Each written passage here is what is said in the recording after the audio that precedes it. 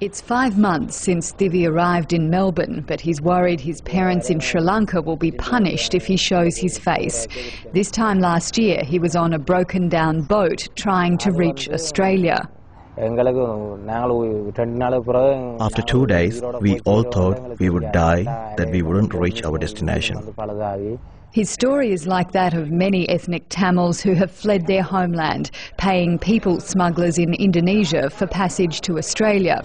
Those aboard the Oceanic Viking were promised quick resettlement after they refused to leave the Australian customs boat off Indonesia.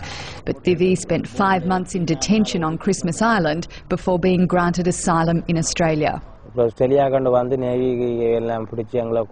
As soon as I reached Australia, I was happy.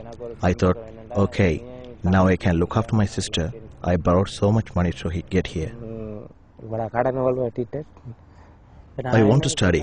I want to look after my parents to bring them here. I want to pay off my debts and buy a house. That dream has become a reality for some Tamils in Australia.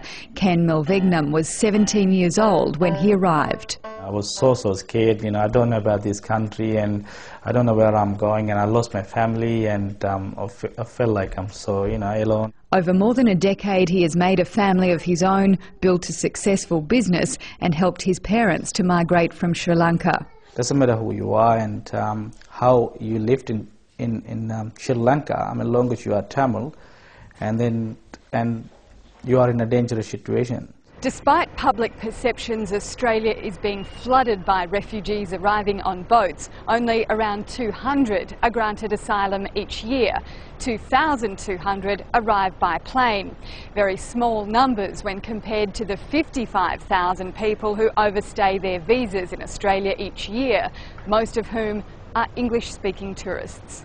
Australia's ongoing policy of detaining refugees has drawn criticism from the United Nations, which has recommended the closure of the Christmas Island facility because of overcrowding. Refugee advocates say detention is harmful. They can't relate it to the communities. They can't say what they want to say. They are still fragile and scared. Most of the detainees have a lot of mental issues in Australia because of what's happened in detention is huge, an enormous level of pressure.